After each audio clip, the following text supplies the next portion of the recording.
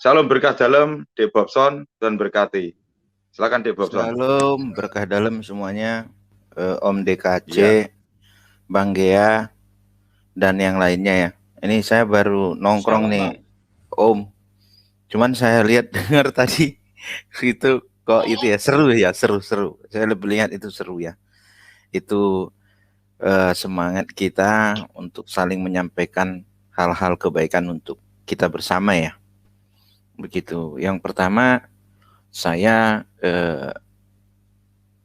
menanggapi ya apa yang barusan saya dengar gitu. Sebenarnya saya memang belum berapa lama, tapi beberapa kegiatan di channel Damai Kasih channel ini, justru saya lihat apa yang kita bahas itu positif dan itu menambah perbendaharaan pengetahuan kita dalam hal kekristenan begitu.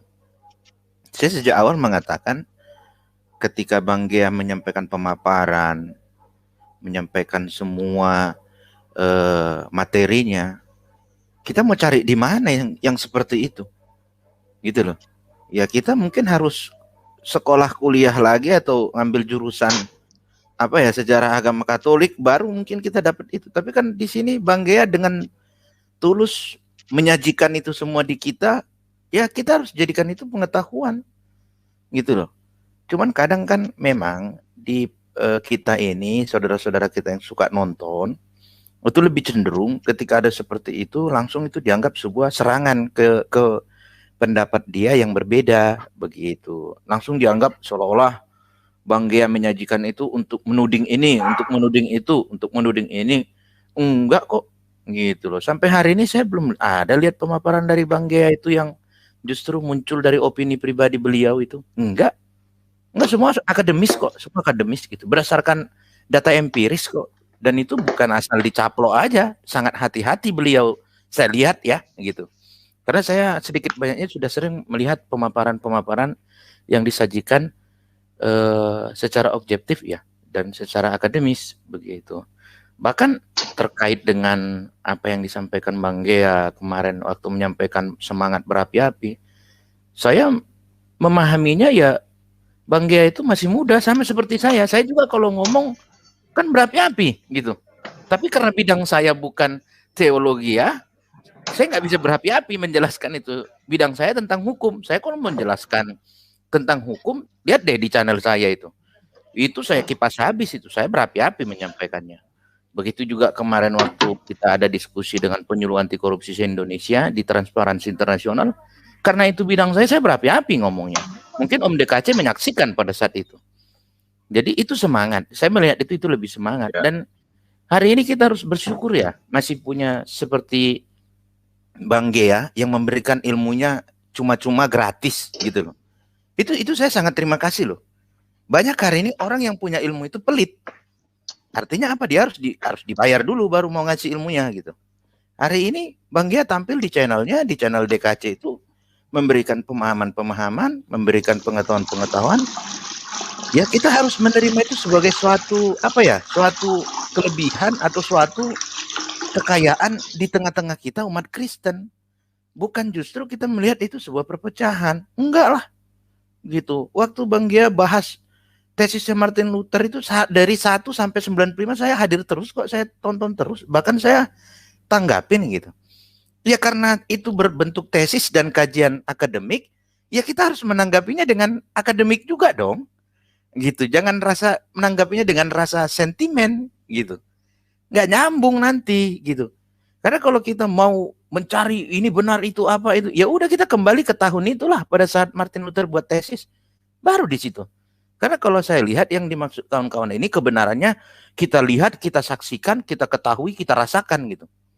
Jadi kayak sahnya seorang saksi diperiksa di pengadilan gitu. Karena kalau saksi di pengadilan itu apa yang dia lihat, dia dengar, dia ketahui, bukan melalui orang lain. Kalau melalui orang lain itu namanya testimoni di auditu. Itu nggak berlaku di pengadilan. Bukan seperti itu. Gitu loh. Bukan seperti itu. Karena kalau kita mengkaji begitu, jadi begini Om DKC ya. Kayak kami ya di HKBP ya, gitu. Pentingnya sejarah itu luar biasa. Karena apa? Karena kalau kami tidak mengetahui sejarah, kami tidak akan tahu kenapa kami ada saat ini, gitu loh. Kenapa sih HKBP itu harus ada? Itulah pentingnya sejarah itu tadi. Artinya apa? Mulai dari titik awal sampai hari ini, sejarah itu adalah alur kita atau jalur kita, rel yang dibangun untuk mencari tahu, oh begini ya, dari sini ke sini, dari sini ke sini, dari sini ke sini gitu. Simpelnya saja, saya marga Simbolon. Kalau orang menanya saya, kau Simbolon dari mana? Saya nggak tahu sejarahnya saya ini Simbolon kayak mana. Saya nggak akan diakuin orang sebagai Simbolon. Di kalangan orang Batak, saya dibilang ini Batak tersesat. Masa asalnya aja dia nggak tahu. Itulah pentingnya sejarah itu tadi. Itulah pentingnya yang saya katakan. Ketika kita mengetahui sejarah-sejarah yang sudah dengan tulus disajikan oleh Bang Gia itu tadi, itu pengetahuan sama kita. Jadi satu saat ketika ada orang bertanya, saya bisa paham uraikan gitu loh. Saya bisa jawab gitu loh. Karena bukan di kitanya menguji itu benar apa tidak hari ini. Yang hakikatnya itu benar apa tidak, bukan saatnya lagi kita uji sekarang ini. Kita ini kan pengikut. Gitu loh. Kita ini pengikut, kita ini bukan penguji. Gitu loh. Masa sejarah gereja kita uji? Ada-ada aja. Gitu loh. Tapi kalau ada yang belum pas atau menurut kita itu harus kita sederhanakankah, kita sesuaikankah, atau kita improvisasikankah, atau kita variatifkankah, silakan. Tapi jangan kita setiap ada menjelaskan sejarah, itu benar gak? Itu benar gak? Lah, kita ini udah kayak dosen penguji. Jadi seolah-olah Bang Gia presentasi, dia paparkan skripsinya, kita jadi dosen penguji. Itu kan udah keliru itu kayak gitu itu. Jadi kita ini nggak tahu kita menempatkan kita pada saat itu sebagai apa gitu loh. Itu ya memang kalau seperti yang disampaikan kawan-kawan tadi, ya saya rasa itu semangat ya. Saya mengartikannya itu cara penyampaian Bang Gia itu ya semangat gitu loh. Dan saya selalu hadir di channel ini, saya nggak pernah itu tersinggung apa dari bahasa Bang Gia itu lah atau menuduh. Enggak. Bahkan Bang Gia itu sangat berhati-hati bicara, sangat berhati-hati. Saya tahu kok, Bang Gia itu nggak pernah langsung rocos ambil mic gitu, enggak. Itu loh. Bang Gia itu sebelum bicara dia cari data dulu. Saya yakin Bang Gia pasti seperti itu. Walaupun saya nggak lihat. Setiap mau jawab sesuatu dia ambil data dulu, ambil dulu referensi. Seperti apa ya? Dari sini seperti itu. Karena Bang Gia itu orangnya teoritis gitu, teoritis dan akademis. Jadi ngejawabnya itu nggak pernah dari pendapat pribadi, nggak pernah dari opini. Nggak pernah mengandalkan opininya doang gitu. Beda kita baca artikel setahun yang lalu. Karena kita ingat, kemudian kita simpulkan melalui pendapatnya. Pendapat kita. Sehingga nggak nyambung lah. Siap Om. Bobson. Siap. Ini loh Dek, lah ya. Kita itu sudah selalu berhati-hati dalam menyampaikan, aku sampai prihatin aku. Kita selalu berhati-hati. Gea itu sudah selalu saya redam. Gea sudah berupaya untuk selalu menekan, meminimalis tekanan intonasi bahasanya. Tetapi masih saja di luar itu masih tidak bisa menerima. Itu loh Dek yang saya heran. Kita tim itu sudah selalu waspada, apa yang dikatakan Mbak Suto itu kita indahkan. Jadi kalau saya hati-hati dalam intonasi, bicaranya pelanin lagi. Siap Mbak Suto. Tetapi memang gaya intonasinya seperti itu sudah direndahkan. Coba teman-teman yang Kristen non-Katolik melihat Dr. Mangapul Sagala itu lebih keras dari Gia loh bicaranya. Itu dia lebih parah lagi. Itu dia bisa menerima. Tapi kenapa kalau dia menyampaikan kok pada sensi gitu loh? Ada apa? Apa yang salah? Jadi gitu itu kembali ke sikap Om, sikap kita. Saya itu kalau ketemu dengan lawan bicara, saya selalu menempatkan saya itu di bawah yang sedang berbicara. Tujuannya apa? Agar saya hati-hati teliti menyikapi apa yang disampaikan lawan bicara saya. Saya nggak pernah langsung mencap orang itu di bawah saya. Atau ini baru ini udah sombong. Nggak pernah. Mau klien sekalipun datang ke ruangan saya selalu menempatkan ketika dia bicara, saya ini orang yang ingin tahu. Saya ini butuh sesuatu dari dia agar saya tahu. Saya menempatkan diri saya begitu. Sehingga apa? Sehingga kita bisa menemukan hal positif dari pembicaraan itu. Dari apa yang kita komunikasikan. Tapi kalau satu pihak sudah menganggap pihak lain lawan bicaranya itu, ini nggak ada apa-apanya, ini ya itu akhirnya. Jadi sebenarnya saya lihat ya Om DKC, justru kita ini adalah cara-cara baru ber-YouTube gitu. Kita menyajikan cara-cara baru yang ber-YouTube yang selama ini tidak diminati oleh pengguna YouTube gitu loh. Jadi kita ini kayak sesuatu yang revolusioner loh dalam ber-YouTube. Karena tujuan kita memang lurus, bukan mau untuk cari subscriber atau mau kumpulkan ini, kumpulkan itu, ujung-ujungnya. Ya kita lihatlah kan begitu. Justru kita maunya ya memang begini, ada manfaat. Ya kalau kita buka channel itu hanya untuk manfaat sama diri kita sendiri, waduh, itu kita udah gimana ya? Yang penting kita dapat untung. Terserah yang pendengar itu mau hal positif negatif yang dia dapatkan itu urusan nanti. Itu kan kita udah bahaya. Nggak boleh dong gitu. Jadi kalau menurut saya bagus hal-hal begini ini dilanjutkan terus gitu. Kalau ada dari pihak Protestan yang mengatakan Bogono begini, kalau tidak tahu bertanya. Itu pesan saya. Kalau tidak tahu bertanya. Jangan malu bertanya. Jangan malu. Biasakanlah bertanya. Jangan mencela. Jangan menghujat. Kebiasaan mencela dan menghujat itu bukan teladan dari Yesus Kristus. Itu bukan teladan orang Kristen. Teladan orang Kristen itu biasakan bertanya. Jangan malu bertanya. Dan biasakan malu mengakui bertanya, kesalahan. Malu bertanya sesat di jalan. Iya. Sering Jadi bertanya, terus bertanya akan menjadi dungu nanti, Dek. Nah, bertanya terus dungu nanti itu. Silakan. Artinya begini, ketika kita tidak malu bertanya, maka kita akan terbuka pola komunikasi, ada yang memberi, ada yang menerima. Tapi kalau pola komunikasinya yang satu memberi, ya udah. Akhirnya berapi. Gitu loh. Gesekan. Kemudian sudah salah tapi nggak mau ngaku salah. Berusaha menutupi kekeliruannya, kesalahannya. Apa sih gengsinya kita? Oh ya, maaf, saya keliru. Terima kasih atas penjelasannya, saya jadi terluruskan nih. Sangat bermanfaat. Terima kasih. Apa susahnya sih begitu? Kita langsung umur kita berkurang gitu. Atau rezeki kita kurang, gaji kita kurang gitu. Kalau kita seperti itu, enggak. Justru itu memperbaiki yang keliru di dalam diri kita. Kita berani mengakui kesalahan itu, mengakui kekeliruan itu adalah jalan terbaik untuk bagaimana kita berkaca apa yang keliru kita perbaiki, sehingga ke depan kita semakin memperbaiki diri kita atas apa yang disampaikan oleh orang-orang yang bertemu dengan kita, yang ada di sekitar kita. Mungkin itu dulu dari saya, Om. Oke, makasih adikku. Silakan Om Malek. Monggo Om Malek, Om Roy saya naikkan dulu. Monggo Om Malek. Silakan Om Malek. Terima kasih. Terima kasih Pak Damai dan teman-teman lainnya. Enggak, saya memperhatikan dari tadi yang nggak penuh memperhatikan ya, karena ya secara umum kalau saya coba melihat dari live chat dan juga dari dari teman-teman yang masuk di room itu bisa gini yang disampaikan oleh Pak Gia dan teman-teman dari pihak Katolik tadi menurut saya sudah benar ya. Ini saya tidak membela Anda Katolik ya. Saya kan beda keimanan dengan Anda.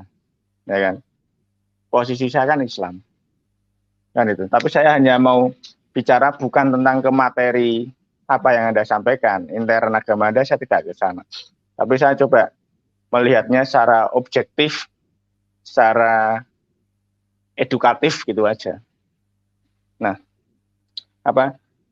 dalam hal ini saya kan melihatnya itu kan apa yang diberikan oleh Pak Damai Kasih dan timnya itu kan mencoba menyampaikan intern ajaran Anda sendiri kan. Ajaran Anda seperti apa, Anda coba sampaikan, dan Anda sudah coba kemas dengan bahasa yang baik, yang santun, kan itu. Anda juga tidak, Anda juga mempersilahkan siapa saja untuk masuk ke dalam room Anda ini, untuk bertanya. Saya bukan Kristen, saya Islam. Saya bukan Protestan, saya bukan Katolik. saya di sini juga masuk di sini juga diterima dengan baik oleh Pak Damai Kasih. Nah, jadi kepada teman-teman semua, menurut saya loh, ya kan, kita kan tamu, yang tuan rumah kan Pak Damai Kasih, ya. Dia dan timnya itu menyampaikan ajarannya. Ya kita kalau mau mempelajari Katolik itu, kita itu mencoba seolah-olah kita itu Katolik gitu loh. Seolah-olah kita Katolik dari kacamatanya mereka, orang yang Katolik itu bagaimana sih?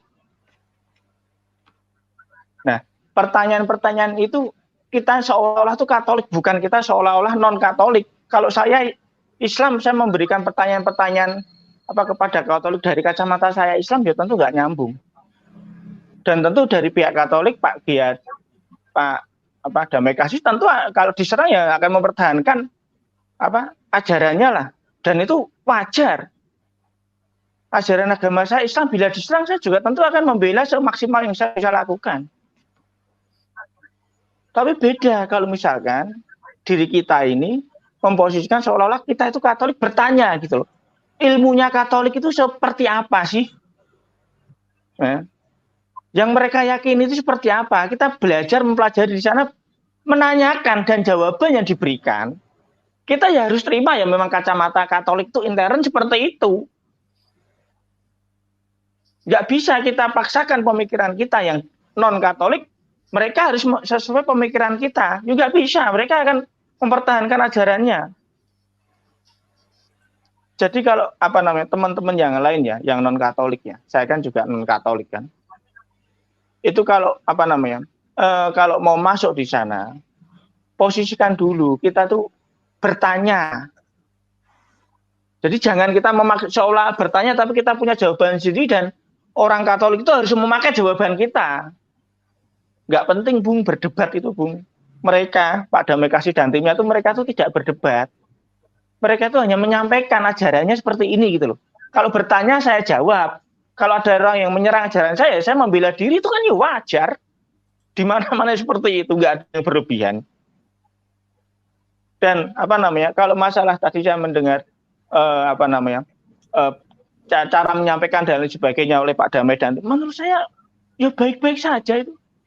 Ya. Mereka nggak pernah menyerang pribadi, mereka itu macam Pak Damai Kasih dan timnya nggak pernah menyerang pribadi. Nah, itu kan mereka jawabnya juga dengan profesional, proporsional. Ya. Saya rasa channel dalam hal ini Katolik ya, itu banyak fairnya lah. Saya bukan memuji Anda ya, maksud saya coba melihatnya secara fair. Saya kan juga bukan orang Katolik kan. Tadi saya mencoba menyampaikan secara di luar Katolik, hanya sebagai pengamat saja. Saya tidak membahas intern ajaran Anda. Saya rasa sementara itu dulu Pak Damai Kasih dan teman-teman. Oke, Om Alek, matur suwun, terima kasih. Luar biasa, kita nanti tanggap juga, tapi sebelumnya kita ke Om Roy yang Jadati belum terkopi. Om Roy, terkopi Om Roy? Shalom. Om Roy. Om Roy, terkopikah atau terteh? Silakan Om Roy. Halo. Silakan Om. Halo, silakan. Ya, halo. Silakan. Halo, bisa dengar? Bisa dengar? Salam, ya. Iya, saya sudah ikuti beberapa hari ini, dan saya pikir apa yang dilakukan oleh tim Bang Dia dan Om Damai Kasih, Bang Ivan, dan apa yang disajikan selama ini, saya pikir cukup baik. Sebagai orang Katolik, kami berundukan itu ada katekesi atau ajaran Katolik itu disampaikan oleh para imam, tapi jarang itu disampaikan. Khotbah berkhotbah tentang moral, tentang hal keadilan, perdamaian dan sebagainya, itu penting. Tapi umat Katolik juga membutuhkan katekesi. Umat Katolik itu, makanya kan Bapak yang tadi mengatakan tidak penting itu sejarah. Wah, bagaimana tidak penting itu sejarah? Sejarah itu penting. Karena ajaran iman itu bagian dari sejarah. Bagaimana mungkin sejarah diabaikan? Kita boleh berbicara tentang moral. Tanggung jawab kita sebagai tanggung jawab moral itu apa? Ya, channel ini ada sebagai wujud tanggung jawab moral orang Katolik untuk mempertanggungjawabkan imannya, untuk membagi membagi pengetahuannya kepada saudara-saudara yang lain yang mungkin belum tahu. Saya sendiri juga masih kurang, butuh pengetahuan, butuh ini dengan berbagai macam harus pengajaran yang ada sekarang ini. Ya kita harus tangkap tentang ini. Kita tidak bisa tinggal diam. Kita meluruskan apa yang keliru, apa yang ada. Nah, itu menurut saya begitu. Jadi apa yang dilakukan oleh Bang Gia, saya pikir sudah bagus. Dan saya pikir suara-suara sumbang yang harus ditanggapi. Karena kita pada prinsipnya kita jalan pada jalan rel yang benar. Kita sudah melakukan apapun yang kita mau. Apa yang baik, yang menurut kita baik. Oke lah, menurut orang lain tidak baik, ya silakan saja. Tapi niat kita baik. Niat kita adalah pembelajaran. Kita tidak ingin berdebat dengan siapapun. Kita hanya ingin untuk menyampaikan inilah ajaran iman kita bagi saudara-saudara kita yang lain yang juga butuh pengetahuan, butuh pendalaman. Dan peran ini harus diakui bahwa para imam jarang untuk menyampaikan ini kepada awam. Nah, saya bertanya, di mana tanggung jawab ini? Tanggung jawab itu. Dan saya pikir tanggung jawab ini, ada awam yang mau berbicara tentang ini, ada awam yang mau, harus disupport. Kita tidak ingin memperpanjang, tapi kita harus akui bahwa inilah kenyataannya, bahwa memang di luar sana memang ada simpang siur informasi. Di luar sana juga ada tuduhan-tuduhan yang tidak mengenakan. Nah, kita luruskan, mempertanggungjawabkan apa yang kita yakini, apa yang kita imani. Ya, saya pikir itu, Om Damai. Halo. Ya, Om Roy. Terima kasih banyak Om Roy, luar biasa. Ini Om Roy itu selalu setia dengan tim kita ini, sama rekan-rekan semuanya itu luar biasa. Kalau saya yakin di sini masih terpantau 32, ini saya yakin 100% awam Katolik semua. Karena kita selalu bersinergi, dan puji Tuhan lah. Kita saling mengisi, jangan sampai melenceng dari tradisi, magisterium, dan Alkitab. Luar biasa. Tahan dulu Om Roy dan Om Alek. Bro Ivan, silakan Bro Ivan, ini ada saudara kita. Om Alek ingin menambahkan Om, silakan Om. Kalau ingin menambahkan Om, silakan Om. Oh enggak ya, saya rasa disampaikan oleh Bapak siapa yang sudah saya ini, saya rasa seirama lah dengan. Ya. Seirama lah dengan yang saya sampaikan, dan tadi Pak Gia juga sudah sampaikan, beberapa teman yang lain sampaikan. Yang jelas kan kalian itu kan teman-teman Katolik itu kan hanya menyampaikan ajarannya sendiri kan. Ya, di Islam juga banyak Pak Ustadz yang menyampaikan ajarannya sendiri kan itu. Nah, itu salahnya di mana kan itu. Kalau masalah ada di luar Katolik yang tidak berkenan dan sebagainya, kalian ngerti apa enggak bagaimana asal usulnya kalian itu kan gitu. Nah, ini Pak Damai Kasih dan timnya itu mencoba seperti ini loh kronologinya yang dulu ada. Itu kan dia hanya menyampaikan internnya kan gitu. Saya rasa menurut saya sih enggak ada yang salah lah dengan yang channel Pak Damai ini. Saya rasa gitu Pak Damai. Oh, saya kalau mau dikeluarkan dulu karena banyak yang antri, silakan loh Pak Damai. Belum. Saat ini belum. Ya, tenang aja. Siap. Kalau tadi memang ramai banget. Ya. Oke. Oke, makasih Om. Bro Ivan, silakan Bro Ivan. Bro Ivan. Terkopikah suaraku? Saudaraku Indonesia Timur. Bro Ivan. Kedengaran Pak Damai. Mungkin Pak Ivan ada kegiatan lain mungkin. Oke, siap. Oke, Dek, silakan Dek. Silakan Bang. Aku udah nggak sabar nih. Memang betul. Jadi kayak benar ya kata Bang Gia gitu. Jadi bukan kadang ya. Saat ini orang-orang di YouTube itu seharusnya dia bertanya, tapi justru dia merasa lebih pintar gitu loh. Itu banyak gitu. Fenomena yang terjadi hari ini di sini ada saudara kita Bro Alex ya gitu. Bagaimana mungkin kita sebagai Kristen lebih paham tentang Islam? Itu loh. Itu dari mana jalannya? Tapi kan kadang di berbagai dialog yang Kristen malah ngotot lebih paham gitu loh. Lebih paham, lebih paham, lebih paham. Loh, ini kok mempertontonkan sesuatu yang udah benar-benar keliru gitu loh. Akhirnya apa terbawa kan dalam dialog kayak kita bertanya ke orang Katolik, ke saudara-saudara kita Katolik gitu. Harusnya kita bertanya, kok konsep penyembahan di Katolik seperti itu ya? Itu kok bisa gitu? Maksudnya artinya gimana sih? Sama Om DKC, saya pernah bertanya sama salah satu tokoh Katolik di Bengkalis ini tentang Bunda Maria. Saya telepon, namanya Pak Ejon Jeronimus. Saya aja ngopi. Pak Ejon, aku nggak mau salah bicara. Saya bilang gitu. Ya kenapa Bob? Gitu. Gini, ini di dalam Katolik tentang Bunda Maria ini seperti apa sih Pak Ejon? Aku gitu. Sehingga keterangan yang dia sampaikan itu, oh gitu ya, oh gitu ya, oh. Aku kan pengen tahu ini. Posisinya kan aku pengen tahu, aku minta. Ibaratnya orang Batak bilang, minta itu tangan di bawah, bukan tangan di atas. Gitu loh. Tapi kan sering itu udah datang masuk, dikasih kesempatan bertanya, malah ngotot. Buktinya begini, bukan begini. Lah ini kok mau menjawab atau mau bertanya gitu loh. Karena yang sering terjadi itu dia yang bertanya, dia yang menjawab gitu. Ini kan ayo kita perbaiki lah. Kalau kita betul-betul mau membangun, menambah pengetahuan itu, jangan seperti itu gitu loh. Hari ini kita lihat banyak bertaburan itu di YouTube bahas tentang agama lain. Dianya merasa paling tahu.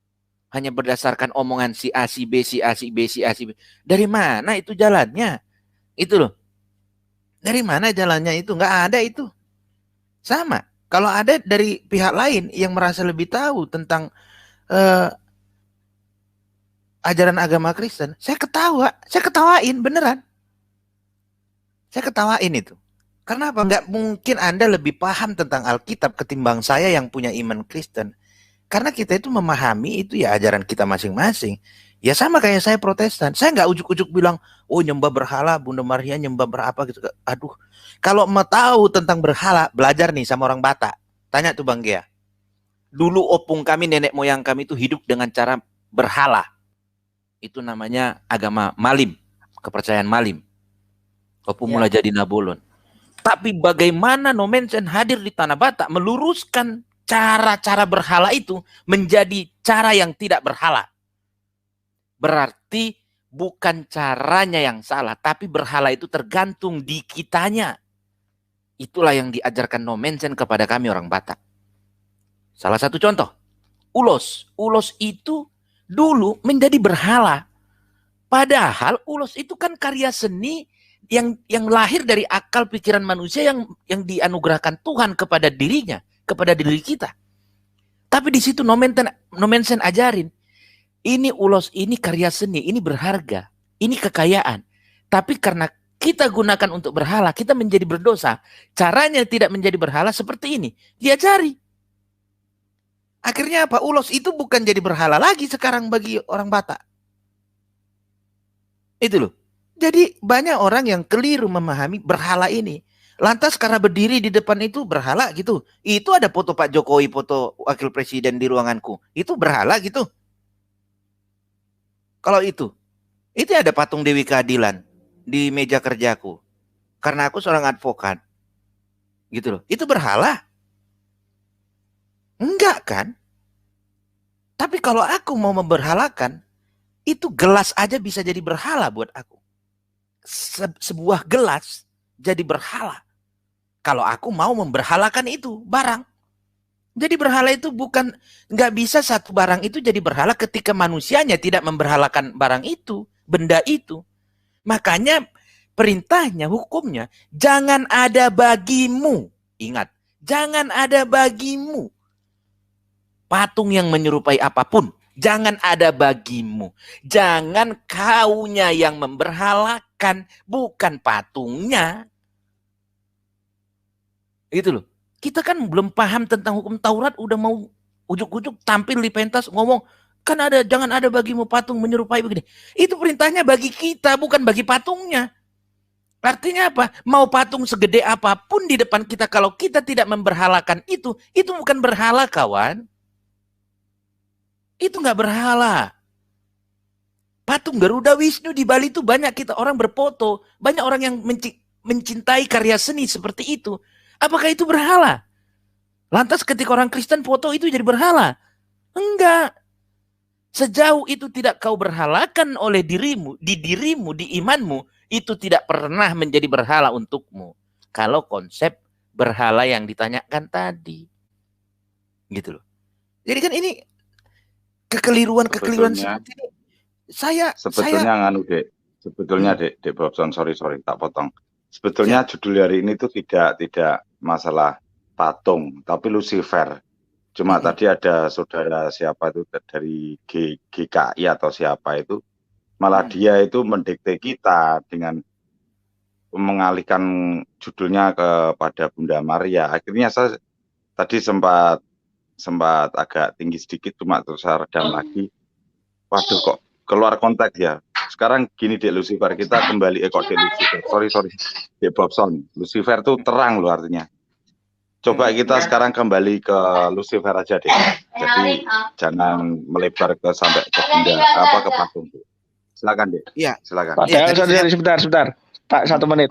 Padahal tadi Pak Damai kasih sebelum orang itu tadi masuk sudah mau menutup acaranya ya Pak Damai ya tadi ya.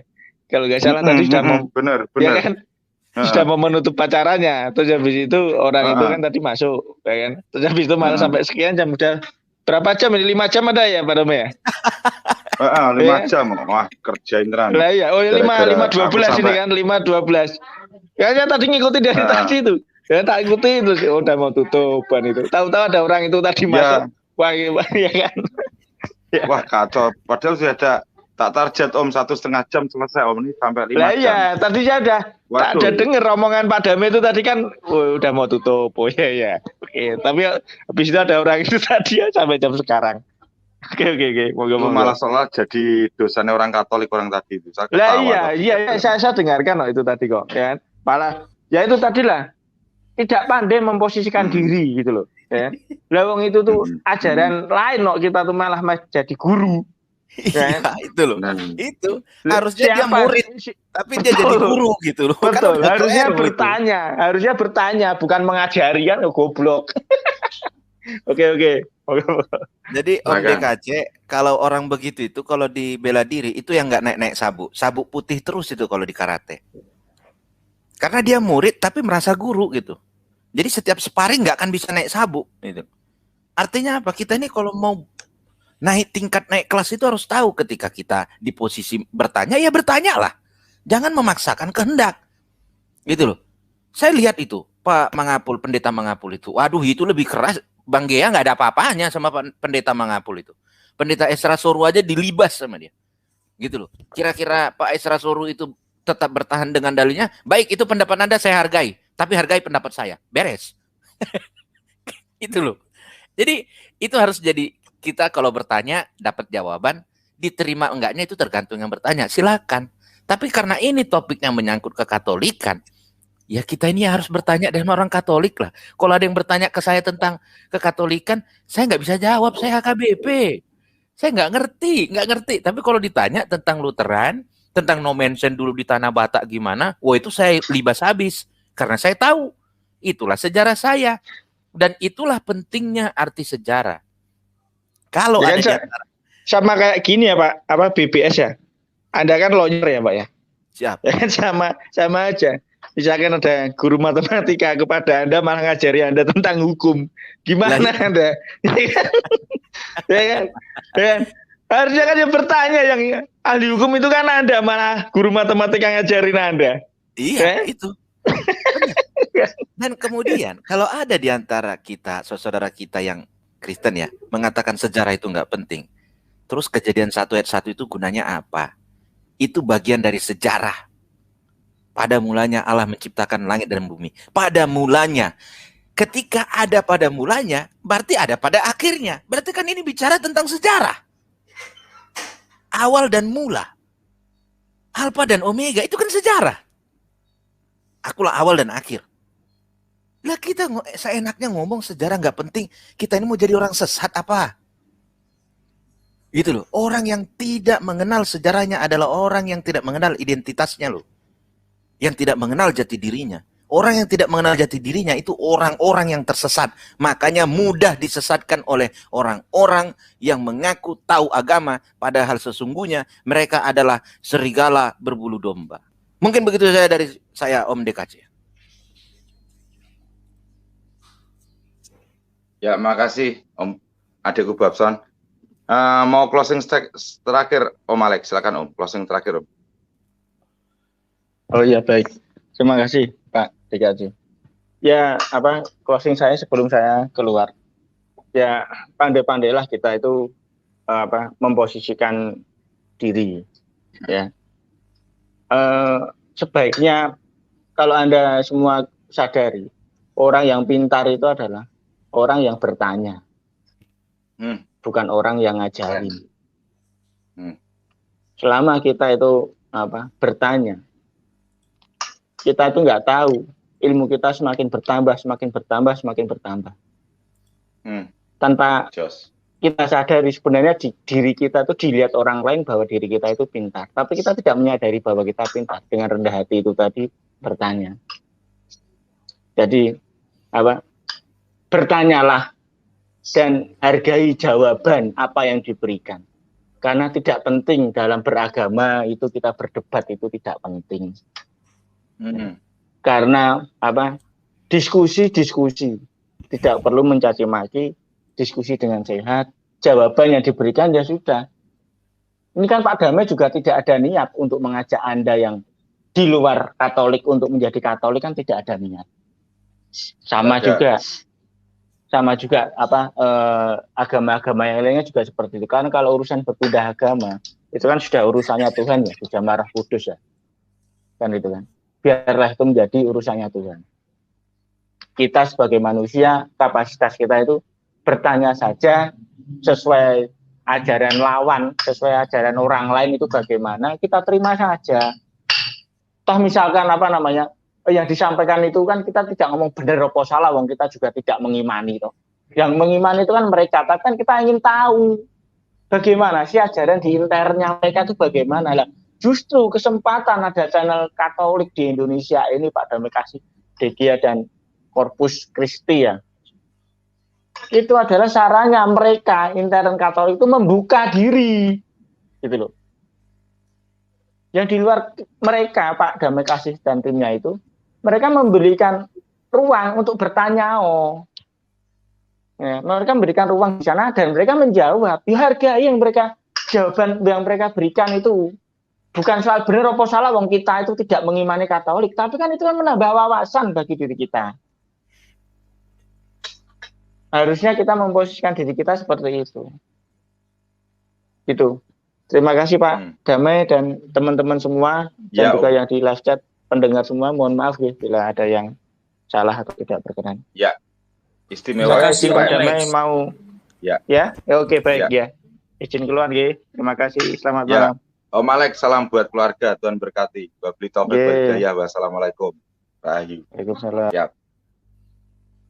Oke rekan-rekan, ini kan harusnya saya secara pribadi malu sama Dek Babson, sama Om Alex. Saya malu dari pihak non-Katolik bisa menempatkan di rumah Katolik yang sangat luar biasa.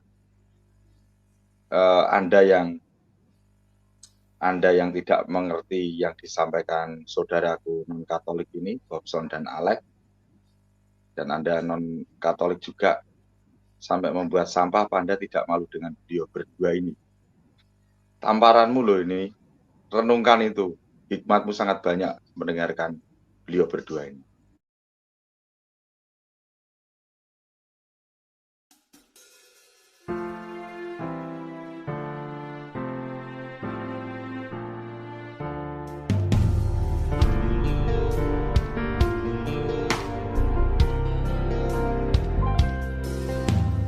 Hari-hari terus berlalu, tiada pernah berhenti. Seribu rintang jalan berliku bukanlah suatu penghalang.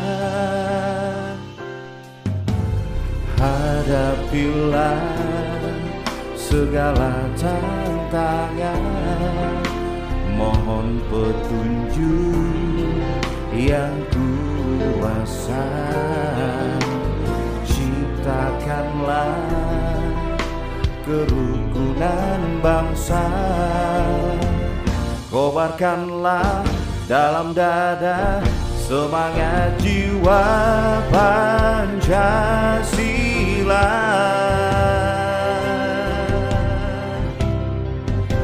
Hidup tiada mungkin tanpa perjuangan, tanpa pengorbanan.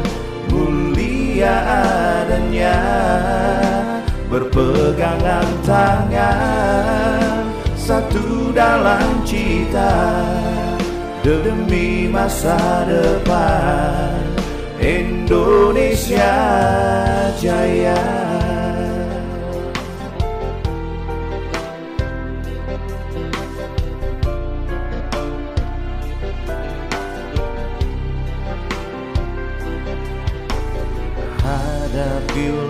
Hadapilah segala tantangan, mohon petunjuk yang kuasa. Ciptakanlah kerukunan bangsa, kobarkanlah dalam dada semangat jiwa Pancasila.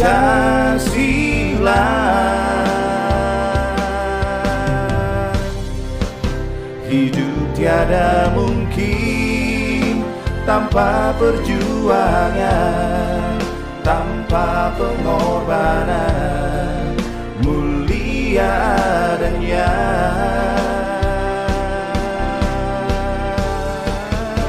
hidup tiada mungkin tanpa perjuangan, tanpa pengorbanan. Mulia adanya berpeganglah tangan, satu dalam cita demi masa depan Indonesia Jaya. Indonesia